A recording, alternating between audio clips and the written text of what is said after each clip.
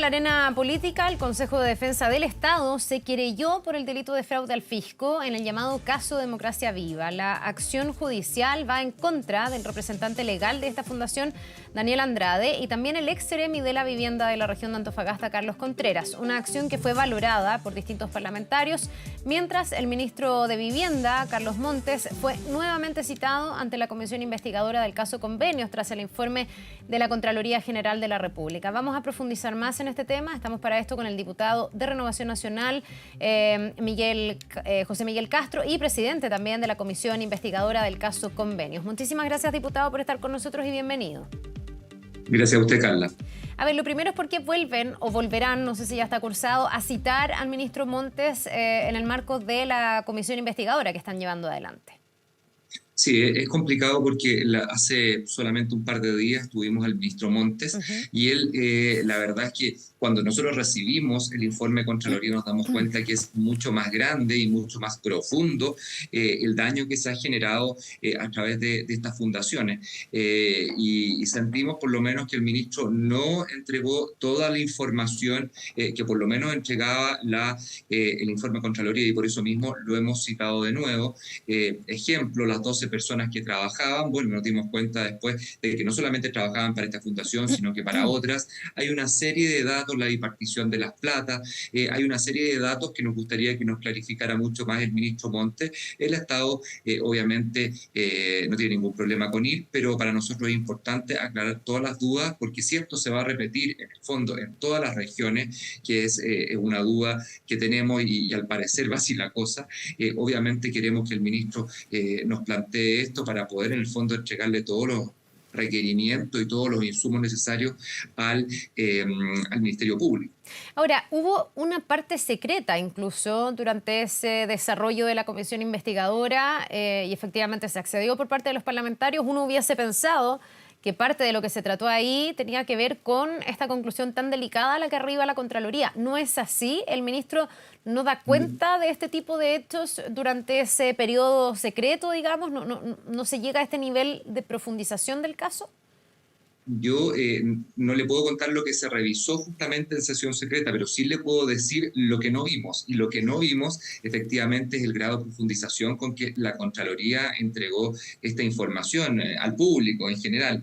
Entonces, si la Contraloría va a avanzar mucho más, si la Contraloría va a entregar mucho más datos a la comisión investigadora, ni siquiera en sesión secreta, queremos que esto nos diga el ministro Montes por qué está pasando, porque recordemos una cosa, el ministro Montes envió, y él lo dijo, son sus palabras, un equipo del más alto nivel a Antofagasta a investigar. Bueno, esa información al parecer no la tuvimos cuando el ministro Montes, o él quizás no la tuvo en sus manos cuando fue a la comisión investigadora. Así que es grave que estemos en el fondo sabiendo verdades parcializadas, y esto obviamente queremos subsanarlo con una nueva visita del ministro Montes, y hoy día vamos a sesionar hoy día a las 11 de la mañana en el Congreso en Valparaíso, tenemos justamente al Contralor General de la República y al ex DIPRES Matías Acevedo para que pueda también ir y comparar las versiones con la actual DIPRES. ¿Y qué es lo que se le va a pedir que responda o por qué llaman nuevamente al ministro Montes? Una cosa es decir, bueno, no llegamos a este nivel de profundización, parece que el ministro no tiene la información, pero hoy día lo citan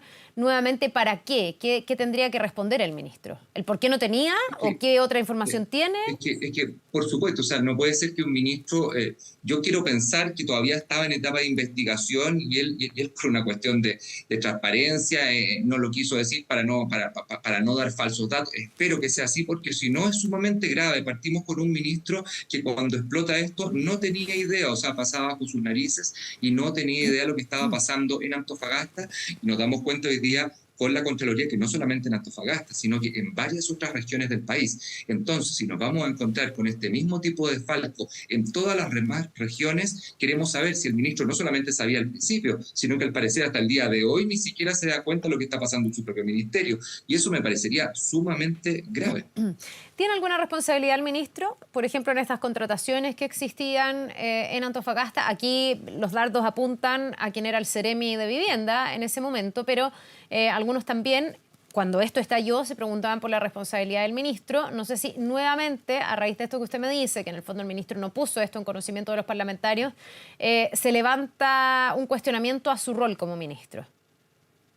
O sea, yo creo que siempre ha existido un cuestionamiento a su rol, pero ahora se ve mucho más profundizado, porque como le decía, o sea, efectivamente, si estas, por ejemplo, 12 contrataciones, imaginémonos que eso se repite en 10 regiones, estamos hablando de 120 personas que andan purulando, dando vueltas por dentro del ministerio, con acceso a las rendiciones contables, con acceso también, qué sé yo, a las mismas fundaciones y cómo rendían, podían arreglar o no quizás las rendiciones de estas fundaciones. Me parece impresentable que si eso pasó a lo largo de todo Chile, un ministro no lo sepa a esta fecha. O sea, ya es mucho no saberlo a esa fecha y por eso obviamente me imagino que salió la subsecretaria, pero ¿cómo es posible que hasta el día de hoy no lo tenga, todo eso que nos entregó la Contraloría no lo tenga claro el ministro? Si él envió un equipo, como le decía anteriormente, a investigar todo eso.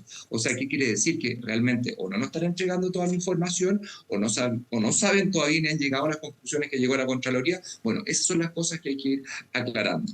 Diputado, ¿qué idea o qué convicción se ha hecho respecto de la posibilidad de que Democracia Viva pueda retornar todos los dineros que se comprometieron en estos convenios y que se entregaron en estos convenios directos? Porque el Contralor decía que a él le parecía difícil que se pueda recuperar toda la plata. Sabemos que 294 millones se embargaron en las cuentas, afortunadamente a tiempo, pero hay una diferencia de casi 100 millones de pesos que en este momento no han sido devueltos y que, según el ministro Montes, también el ministro de Justicia, Luis Cordero, serían exigibles, pero el Contralor decía que no serían exigibles porque aquí no se pidieron garantías, ni boleta de garantía, ni ningún otro tipo de garantía, lo que también hace que yo creo al ciudadano le llame la atención que el Estado pase plata sin resguardarse, en caso de que esto no se cumpla.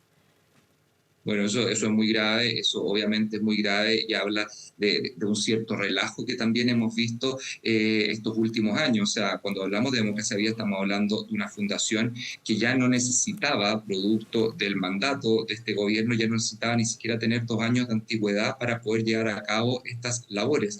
Y uno de los relajos también, y eso obviamente ahí nos comprometemos nosotros como parlamentarios de esto sacarlo por ley, es más, por la ley también de presupuesto, es que ya no se pueda acceder a esta clase de gestiones si es que uno no presenta una boleta de garantía, que es lo mínimo, o sea, el desde, número uno.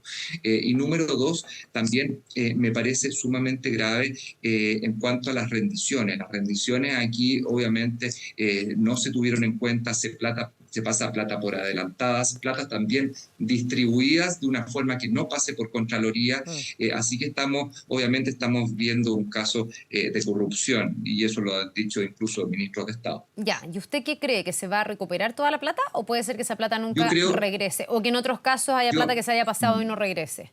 no, yo lamentablemente veo que probablemente si es que se llega a devolver se va a demorar mucho, como cualquier juicio en el país, o sea, son años para poder ir e incautar quizá bienes, cosas que tenían las personas encargadas, pero lo más grave es que esto nosotros hace un par de meses también dijimos, ojalá que se congelen luego las cuentas bancarias de las fundaciones y también de las personas que representan las fundaciones que más están en cuestión, y también que se levantara el secreto bancario.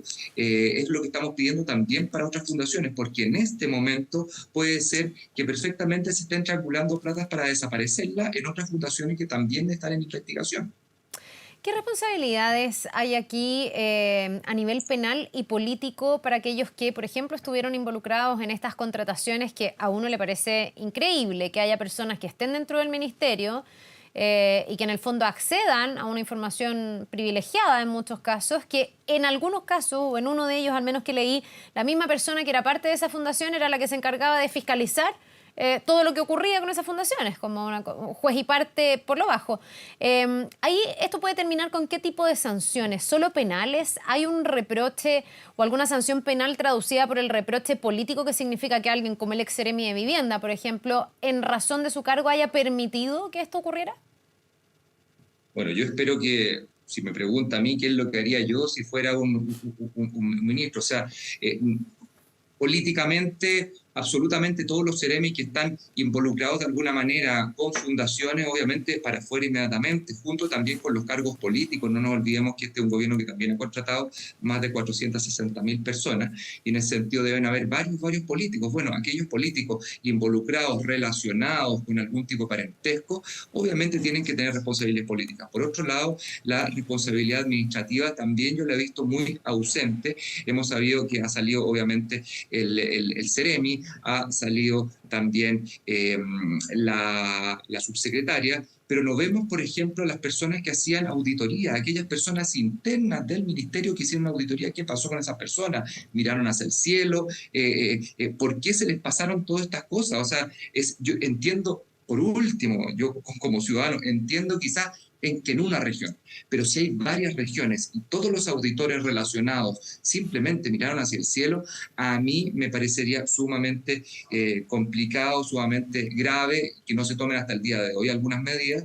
Y por otro lado, como usted bien lo decía, existen las responsabilidades penales, que obviamente se las lleva el Ministerio Público. Nosotros hemos oficiado también algunos parlamentarios al Ministerio Público para pedir que se agilice, obviamente, todas las acciones penales, porque debemos marcar un antes y un después, creo yo, de esto. ¿Por qué? Porque la ciudadanía no resistiría, siento yo, que todo el mundo salga mirando tranquilamente, aquí pagó Moya, y todos los chilenos que deberían haber recibido estos dineros, todos los chilenos que aportamos estos dineros, simplemente nos quedemos como que fue otro caso de corrupción sin que nada haya pasado. ¿Debería renunciar el ministro Montes? Varios desde la oposición se lo han planteado. Sí, yo creo que él debería hacer una introspección debido al terremoto que ha generado este informe de Contraloría, y él sabe mejor que yo incluso cuál es la profundidad y la repercusión que tiene en otras localidades, en otras regiones, y en ese sentido, obviamente, yo creo que él es un político avesado, tiene mi mayor admiración y respeto, obviamente, y en ese sentido, ¿hasta cuándo? La otra vez le hicieron una pregunta, y yo pienso, ¿hasta cuándo se sigue hundiendo con este barco? Que la verdad es que quizás yo creo firmemente que él quizás no ha tenido no ha estado involucrado en nada, eso lo creo firmemente, pero también existen responsabilidades políticas que él, como un avesado político, debiera saber que hay que cumplirlas, y hay que, en el fondo, entregárselas a alguien. ¿Qué salva al ministro Montes que no salvó a Giorgio Jackson en su momento? Porque Giorgio Jackson tampoco estaba involucrado directamente con ninguno de estos casos. Sí, conocía a las personas involucradas, era parte de ese partido, pero ahí se fue muy insistente desde la oposición, incluso con la posibilidad de una acusación constitucional en que él debía dar un paso al costado. ¿Por qué no ha sido el mismo tono con el ministro Montes? Porque efectivamente el ministro ha tenido otro tono en comparación a Giorgio Jackson. Giorgio Jackson es una persona, a mi parecer, que tiene un tono obviamente bastante de mirar por sobre el hombro, una persona que ha sido bastante controvertida en cuanto a sus declaraciones como político, como persona, se la ha jugado una visión ideológica hasta decir basta. En cambio, el ministro Montes también ha sabido estar medianamente a la altura. Lo que se le critica no es las acciones que ha seguido, sino que cómo es posible que en el fondo no haya sido capaz de ver todo lo que estaba pasando. Claro, lo que pasa es que como jefe de servicio, desde la perspectiva de la responsabilidad política que se adujo en el caso de Jackson, por más que le caía mal a la mitad del Parlamento y que tuvo otro tipo de declaraciones que fueron súper odiosas en su momento y que no cayeron bien, respecto de la responsabilidad política, que era el argumento que se ocupaba para Giorgio Jackson, uno se pregunta cuál es la diferencia con Carlos Montes, que además está justamente en la cartera involucrada, que es el Ministerio de Vivienda.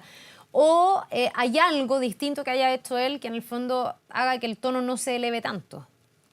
A ver, yo he visto un ministro que por lo menos, a mí me tocó, yo soy de la región de Antofagasta, y soy de oposición, bien duro, pero por lo menos cuando se generó el caso, lo tuvimos en la región, inmediatamente llamó a todos los parlamentarios, se juntó con nosotros. O sea, lo hemos visto, yo lo he visto proactivo. Lo que yo estoy hablando es que él haga una introspección de realmente decir, oiga, es tanto esta cuestión que absolutamente me sobrepasó por culpa de otros, pero me sobrepasó como ministro. Bueno, él tendrá que tomar sus propias decisiones. Pero también lo he visto un ministro por lo menos proactivo. Ahora me extraña, y por eso lo estamos citando de nuevo, que no nos haya entregado este grado de profundidad y este grado de antecedentes antecedentes, este variopinto antecedentes que nos entrega la Contraloría. Entonces lo vamos a citar de nuevo para decirle, bueno, díganos, llegaron todas hasta el fondo, se están haciendo estas investigaciones tan profundas, es efectivo que esto está pasando en otras regiones, cuáles van a ser las acciones que va a tomar, porque yo también le dije, y se lo he dicho de forma personal, ministro, ¿cuándo va a empezar a sacar gente si esta cuestión es impresentable? No puede sacar 2 personas políticas y el que fue a dedo con Democracia Viva. Aquí hay muchas otras fundaciones y también está la arista Gore, que es una arista importante donde también no tiene mucho que ver el ministro, pero sí es una fuga de plata impresionante. Ya, diputado, con lo que han podido avanzar en la comisión investigadora, no sé si esto se va a tener que prorrogar, cómo va el trabajo, a ver si nos puede dar como un estado de avance, pero con lo que han Sí, visto a hasta ver, ahora, ¿debería haber más casos como el de la Fundación Democracia Viva? Vamos a conocer, ¿cree usted, más informes de la Contraloría donde efectivamente se demuestre la corrupción, que es lo que ha determinado en este caso? obviamente yo creo que vamos a tener que alargar un poco el trabajo porque es mucha la información, está todavía la vista Gore. Nosotros trabajamos en un principio viendo la acción de control del gobierno, que ha sido muy baja, siento yo por lo menos. Por otro lado, la lista de la DIPRES, por otro lado, el Contralor General de la República. Tuvimos al ministro Montes, y ese es el problema que yo le decía, o sea, si el ministro no nos entrega una mejor calidad de información, es difícil que nosotros podamos terminar con esto luego, y por lo tanto, ahora quiero que todas las autoridades que sean citadas, por lo menos las que sean citadas, nos entreguen absolutamente toda la información. Yo no tuve ningún problema hacerlo en sesión secreta, pero toda la información, para que de esa forma entreguemos un material acorde a la necesidad al Ministerio Público. Lo próximo que viene también es abrirse a las aristas de los GORES y de esa forma tener a la DIPRES, a los GORES, a la ex DIPRES también es importante del gobierno anterior para poder ver de qué forma se relajaron estas cosas. Y lo más importante de todo, Carla, lo más importante, poder modificar el sistema para que esto no nos vuelva a ocurrir y en la ley de presupuesto acabar ya con el dedazo que se hace a algunas fundaciones, a algunos amigos, a algunos compaderazos, para hacerse de cifras millonarias para después pintar, qué sé yo, una fachada o una banca de la plaza. Bien, pues le queremos agradecer, diputado Castro. Vamos a estar atentos ahí Gracias. cuando el ministro nuevamente concurra a la comisión investigadora y ver también cuál va a ser la conclusión cuando este trabajo termine y veamos qué pasa en este caso y en tantos otros que están siendo investigados. Que le vaya muy bien y que tenga un buen día. Buen día. Nos Gracias. vemos.